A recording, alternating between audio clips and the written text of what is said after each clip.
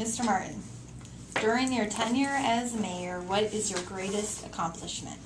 Wow. I would say that our greatest accomplishment probably was getting growth to pay for its own way. With the annexation, the memorandum of agreement that we did, I would say that was probably one of the biggest things that's happened in Jessamine County. I think it was 1,100 and some acres that we took in at that time, and a lot of money with it.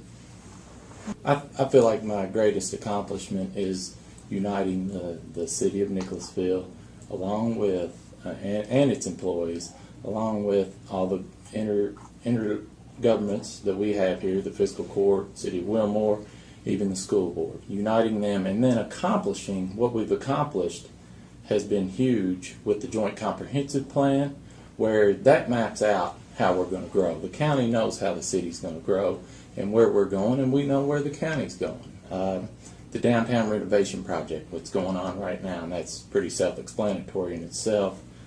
School resource officer, we were able to accomplish that together.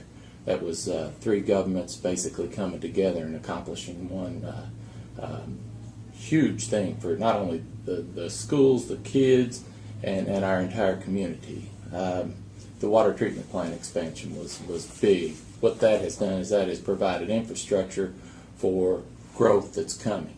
You know, we've been through tough times, and now's the time to take care of infrastructure projects. The North End Sewer Project, which brought tolls, you know, is one example of what that's done in bringing jobs to town.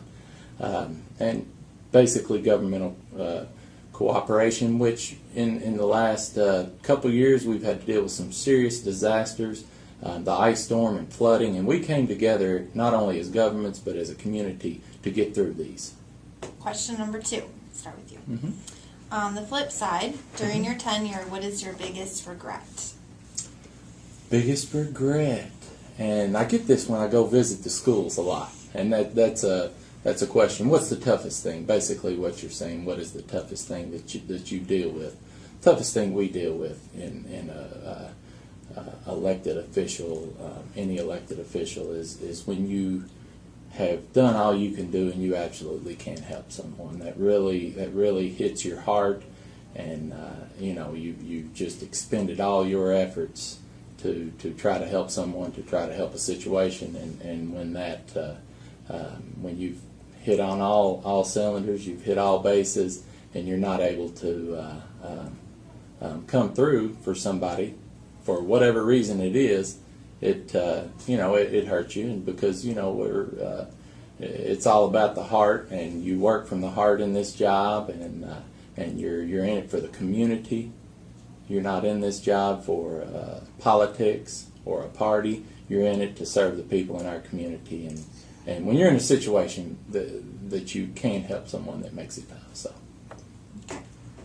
Same I'm going to have to question. ditto what he said on most of that.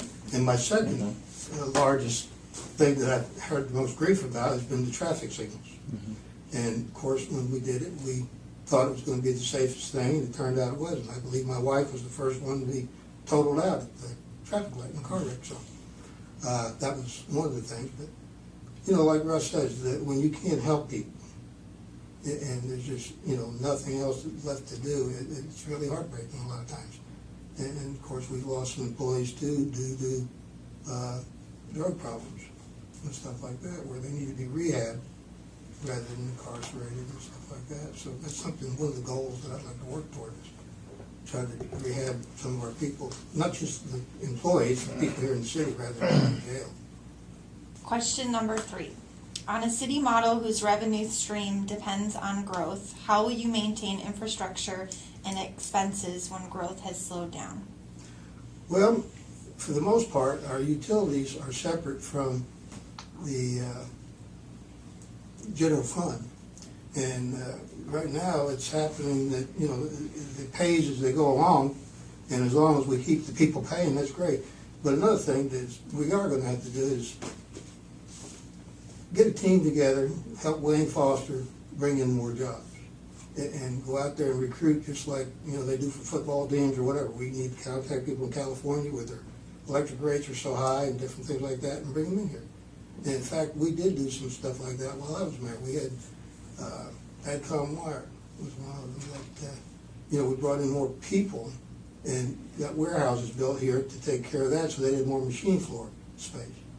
But, the thing is, we gotta get the jobs in here. We don't need them to leave, and I think we can do it. And growth happens when you have jobs. Okay, we understand that. But from a budgetary standpoint, in good times, and I understand this from being in business for 20 years for myself, and meeting a budget. When you're in good times, it's like doing 8th grade math. When you're in tough times like we've been through the last 3 years, it's like jumping into college chemistry. And we have been tested. And it doesn't take one person. It takes the 5 board members that are on that board, and it takes every single employee at the city of Nicholasville. And they have stepped up in the last 2 years, and they have met those challenges. With jobs, there's 2 components to jobs and economic development. Number one is retaining and keeping the existing businesses that you have in your community. And we've done that with McKechnie Vehicle Components, 300 jobs out there. We brought basically the whole community together. The state government and the federal government had a meeting out there, and we're able to save McKechnie. Jackson Plastics, which was a heartbreaker to lose them, and we were able to retain them or bring in Ernie Green Industries, and then it comes down to expansion, and it comes down to a marketing plan to bring new jobs in. So, Question number 4: how do you plan on expanding public safety to meet the growth rate?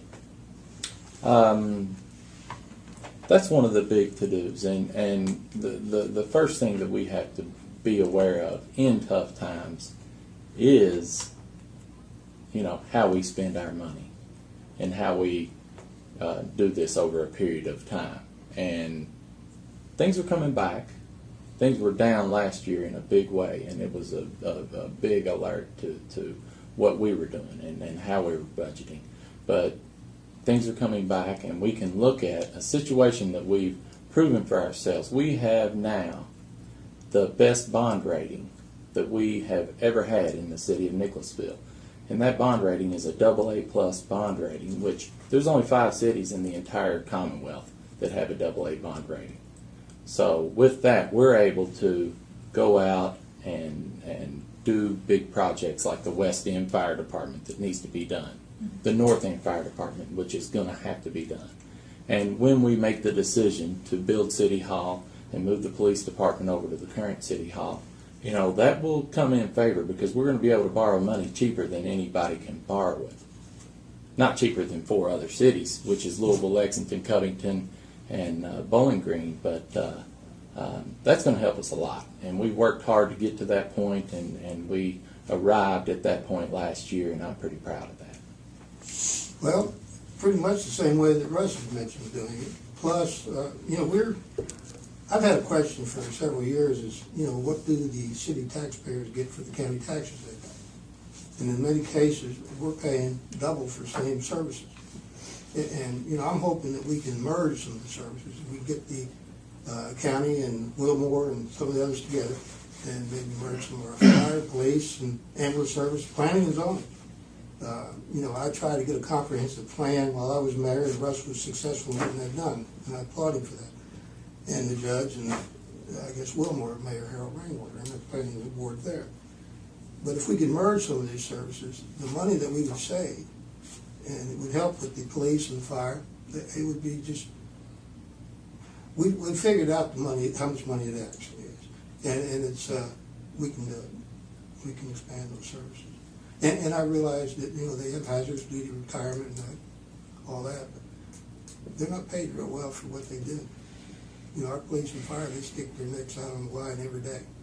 And I know while I was mayor, and Russ was a part of it, we were able to give them a pay scale that, Anyway, they were able to give them a pay scale, and we were able to give them a significant raise, and we stopped losing a lot of them. But now I understand we're losing some of our EMS people and stuff like that, not from the city so much, but the county, because of pay.